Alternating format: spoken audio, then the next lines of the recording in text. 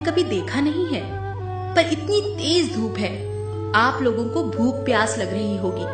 आप लोग अंदर चलकर कुछ खा लीजिए। महिला की बात सुन पहले एक बुजुर्ग ने उससे पूछा, क्या तुम्हारे पति घर पर हैं? वो तो इस वक्त काम पर गए हैं। तो हम आपके घर नहीं आ सकते। शाम को जब महिला के पति काम से घर लौटे तो उसने पूरी बात अपने पति को बताई। सारी बात सुनने के बाद पति ने तीनों बुजुर्गों को शाम के खाने का निमंत्रण देने को कहा।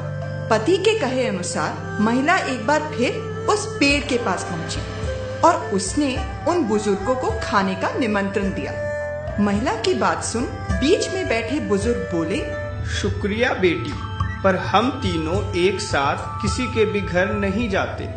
पर ऐसा क्यों?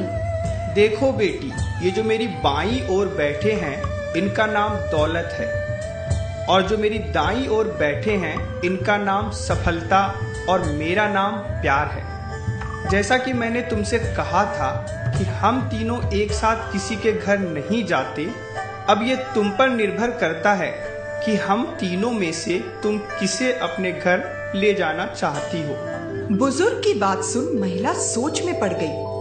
उसके लिए निर्णय कर पाना थोड़ा मुश्किल हो गया। उसने सोचा क्यों ना अपने पति की मदद ली जाए। वो भीतर गई और उसने अपने पति को सारी बात बताई। पत्नी की बात सुनने के बाद पति बोले, मुझे लगता है हमें दौलत को अपने घर ले आना चाहिए, क्योंकि उसके आते ही हम माला माल हो जाएंगे।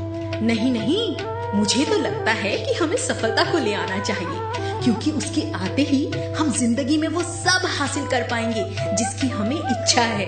तभी पास ही में बैठी इनकी 10 साल की बेटी बोल पड़ी, मम्मा, पर मुझे लगता है कि हमें उस प्यार नाम वाले दादाजी को घर बुलाना चाहिए, ताकि हमारा घर खुशियों से भर जाए।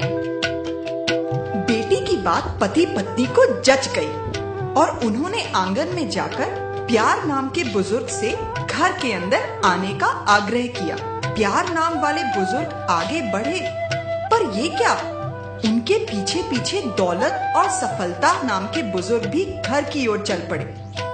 ये देख महिला को आश्चर्य हुआ और उसने बुजुर्ग से पूछा, पर आपने तो कहा था कि आप में से सिर्फ एक ही घर के अंदर आ सकता है, अब आप तीनों? बेटी, मैंने बिल्कुल सही कहा था।